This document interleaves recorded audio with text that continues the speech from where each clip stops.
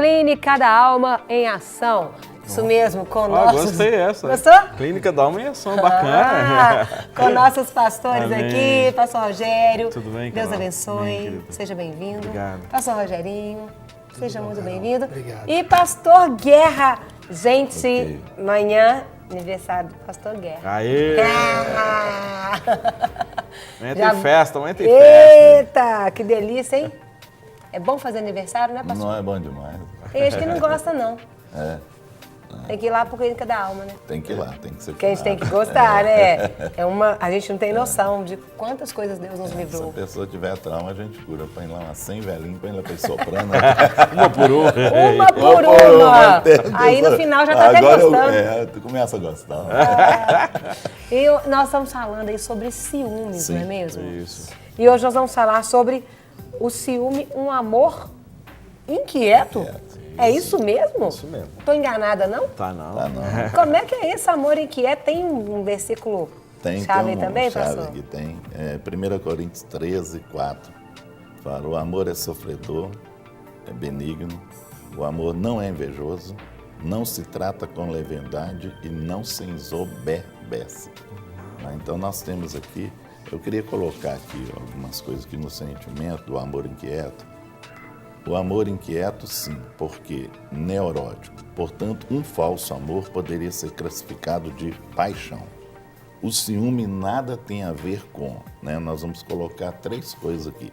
Amor ágape, aquele dom, sentimento que, né, promana de Deus. O ciúme nada tem a ver com ágape.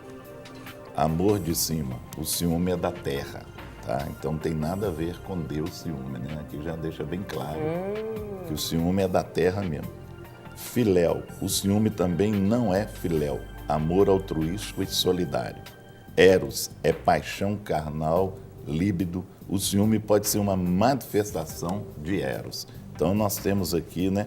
O verdadeiro amor traz estabilidade. O ciúme é o anti-amor.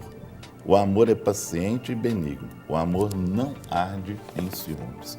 Eu queria só colocar aqui uma questão sobre a questão do amor ágape. Eu queria colocar João 3,16, Certo. que fala, né, que Deus nos amou de tal maneira que nos deu o seu Filho unigênito para que todo aquele que nele crê não pereça, mas tenha vida eterna.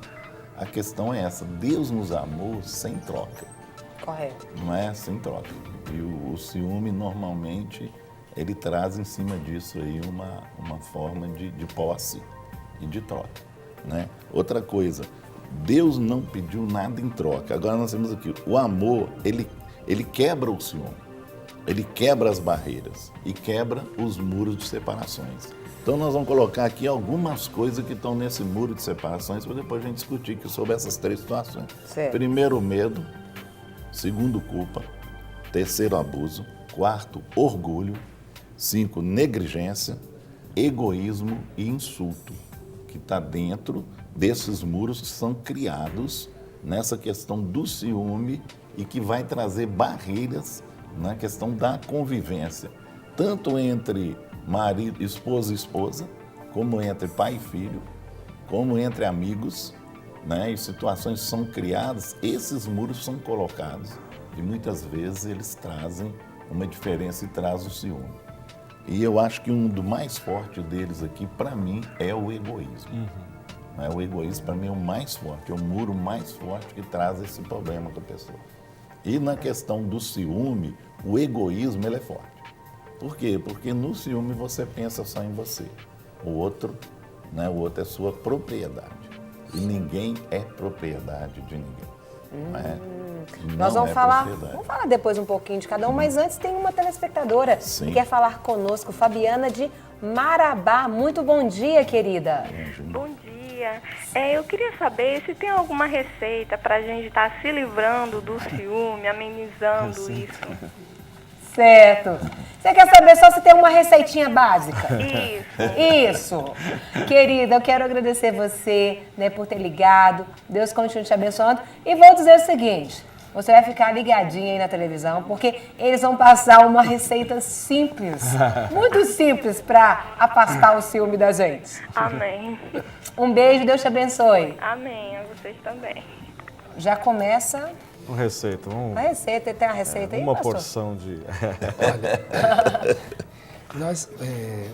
Hoje nós estamos vendo, Carol, um outro sintoma do ciúme, que é esse amor inquieto. Certo. Que a gente poderia até, como o próprio Guerra disse, definir como não um amor inquieto, mas um anti-amor.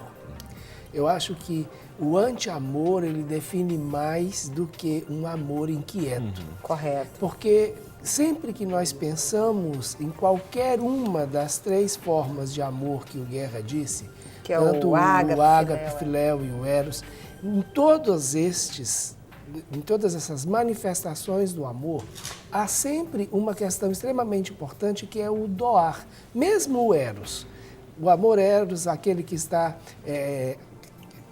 conectado com o prazer, mesmo quando a gente pensa no prazer, a gente também pensa no prazer do outro, e não só no prazer único. Então, até mesmo o amor eros, ele ainda tem essa faceta do dar, do doar, e o ciúme não.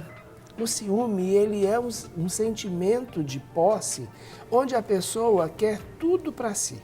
Então, esse é um dos sintomas do ciúme. Quando a pessoa ela funciona como um aspirador. Aí, por isso, quando o Guerra colocou a questão do egoísmo, Certo. sendo uma das coisas mais fortes, e realmente porque ele quer que tudo gire em torno dele, porque ele quer a satisfação dele e quer atrair isso para ele.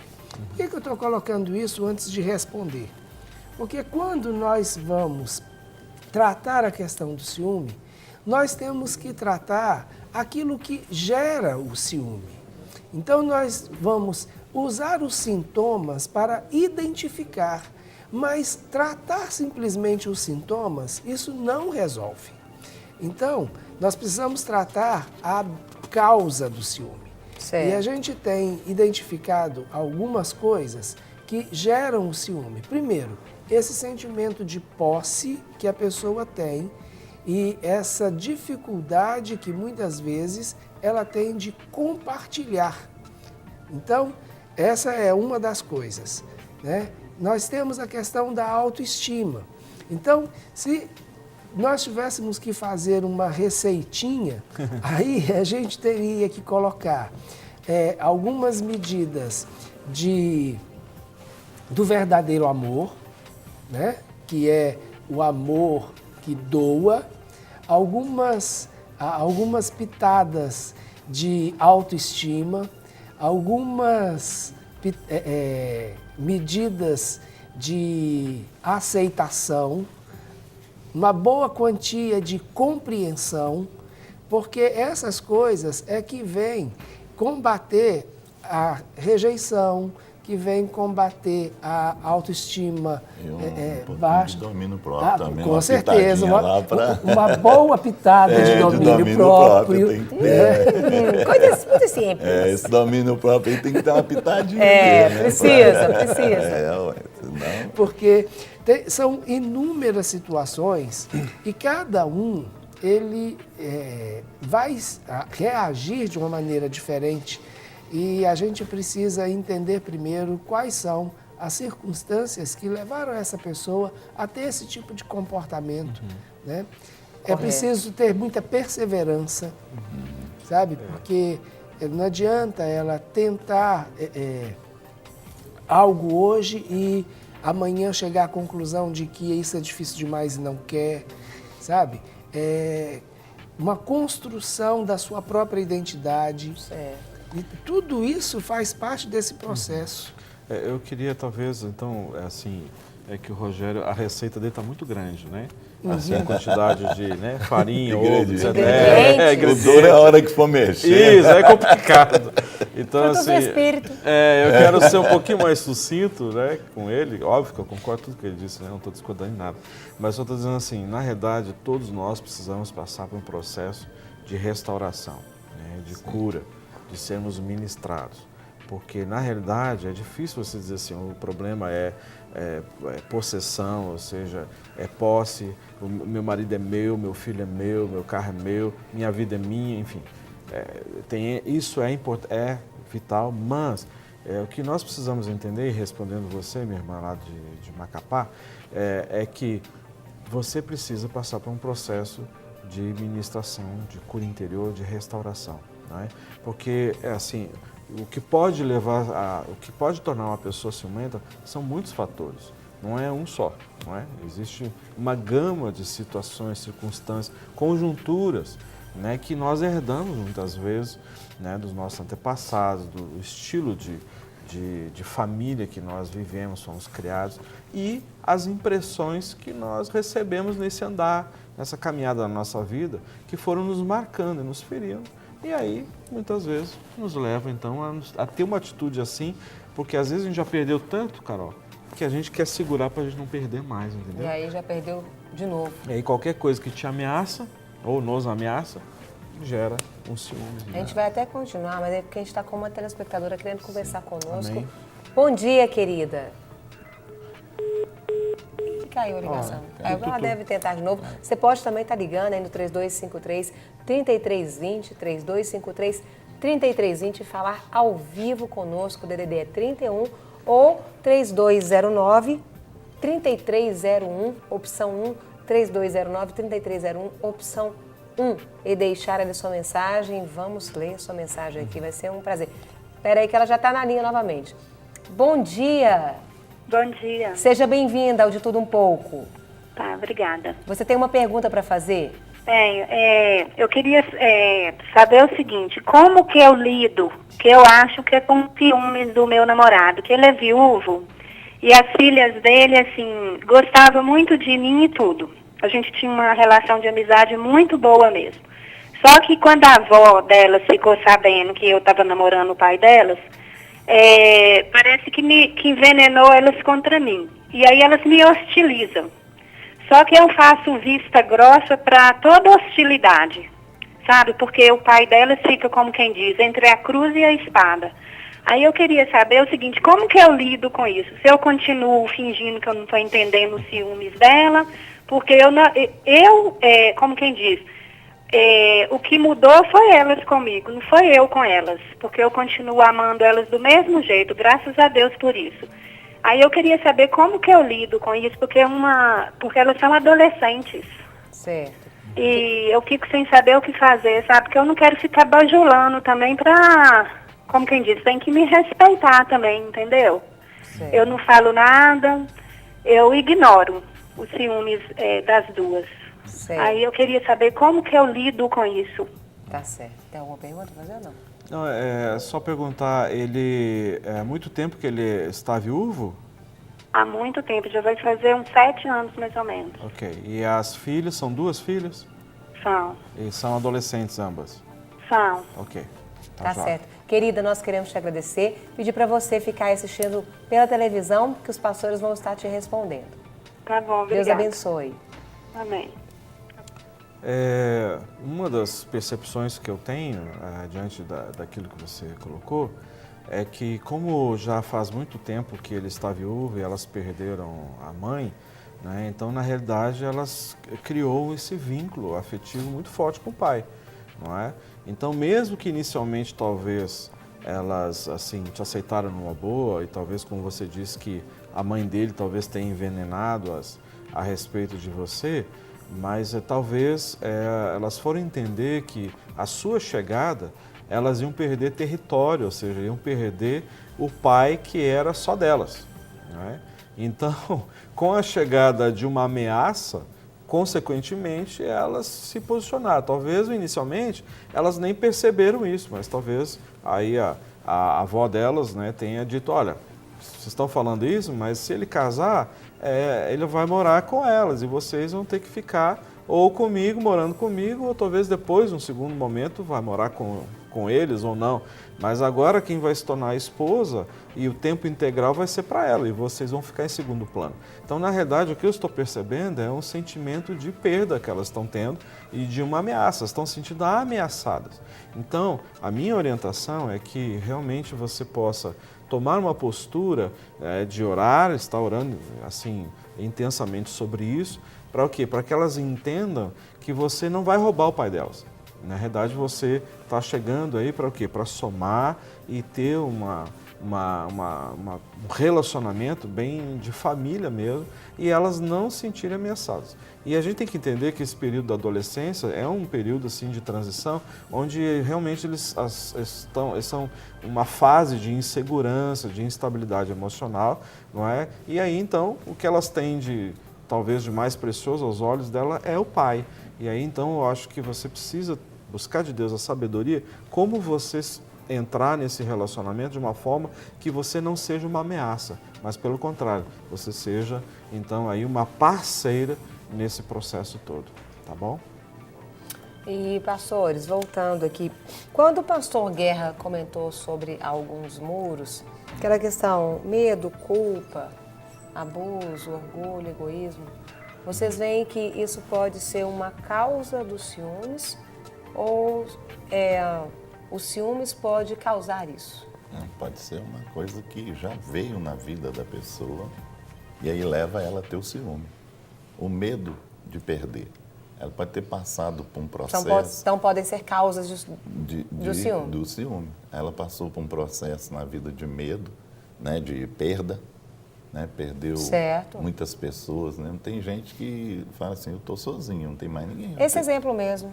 Às vezes o medo de perder ali o pai, ou já ter perdido a mãe. Aí cria o ciúme.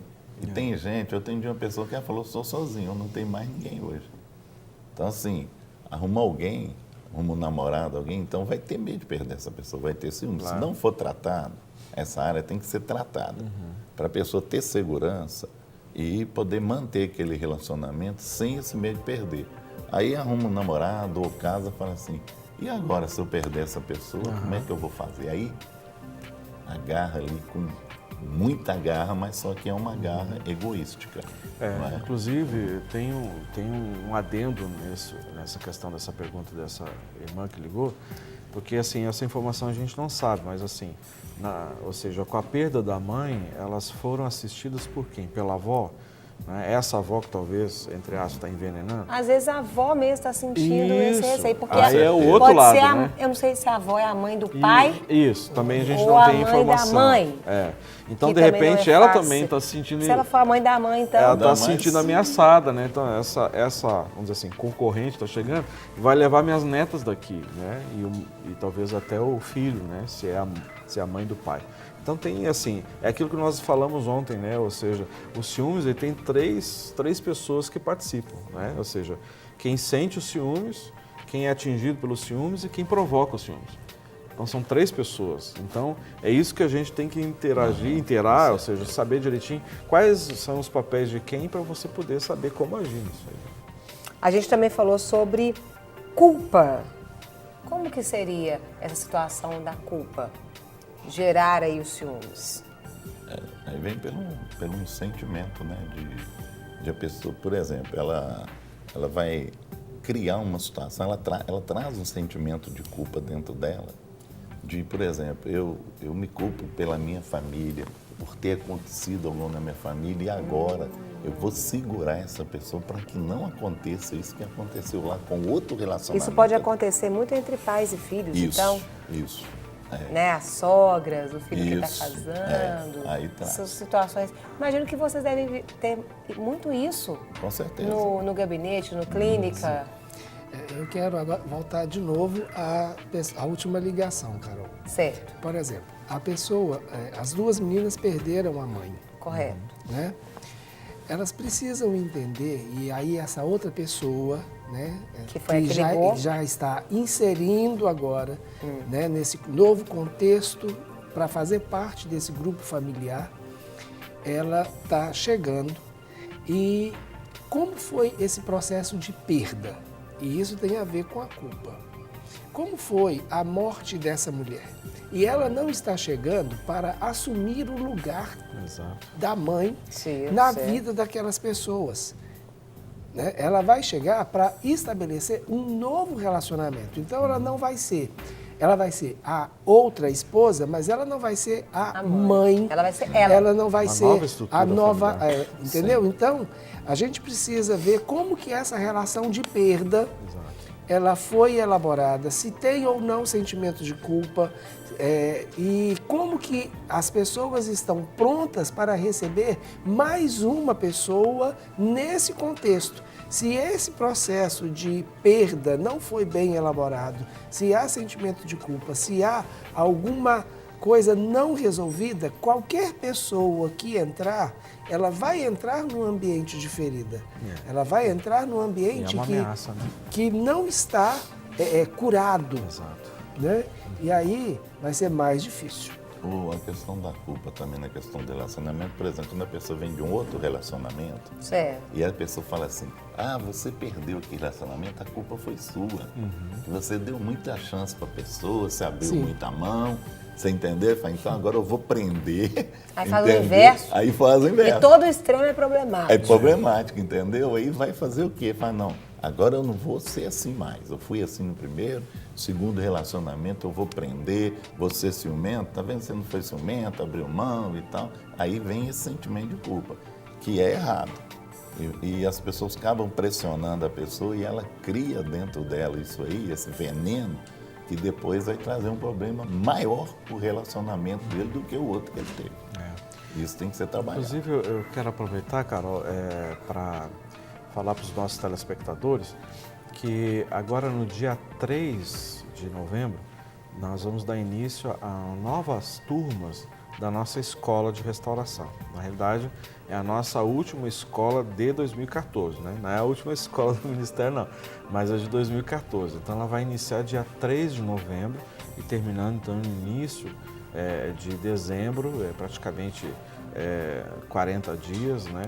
Então, você pode participar, você pode entrar em contato conosco, você ligar lá para o Ministério, né, na sede do Ministério, a partir das 9 horas da manhã até as 18 horas, e você pode ter essas informações todas a respeito da escola, forma de pagamento, valor, né? As aulas acontecem sempre nas segundas e terças-feiras, né? E nós temos turmas tanto à tarde quanto turmas à noite, né? É dividido em 4 módulos, então os 4 módulos vão funcionar normalmente. Então você que gostaria então assim de saber mais nessa área de cura interior, não só com o intuito de você aprender para poder ajudar pessoas, mas nós temos visto que Deus tem usado a escola como uma ferramenta para você se conhecer e detectar as feridas que você tem para aproveitar e já ser ministrado durante esse tempo. Então, entre em contato conosco, né, pelos nossos telefones, quer enviar um e-mail, envie um e-mail para o Ministério e aí a gente responde com todas as informações. Você pode pagar com cartão, dividir, parcelar. Então, entre em contato lá que o pessoal vai informar todos os detalhes para você. Pastor, eu fiquei pensando aqui, eu acho que a gente podia falar um pouquinho, porque às vezes tem pessoas que podem usar, porque você pegar um texto fora do contexto, vira pretexto, né? Então, às vezes a pessoa pega lá, fala, Deus tem ciúmes de mim. Então, eu posso ter ciúmes dos outros. A gente desmistificar o que seria esse ciúme de Deus, porque às vezes tem pessoas que falam, não, Deus tem ciúmes de mim, então é bom, então eu também posso ter ciúmes do outro. Olha, Um é o outro, é o outro. Porque fala que o Espírito Santo tem ciúme de nós, mas né? é uma expressão Isso. usada. e a questão do ciúme aí, ele é figurativo. Não no sentido de um relacionamento danoso. Primeiro porque o nosso relacionamento com Deus, ele é baseado no amor. E o amor é o amor que doa. Nós, inclusive hoje, o Guerra falou a respeito disso e citou inclusive o texto de João 3,16. Certo. Né?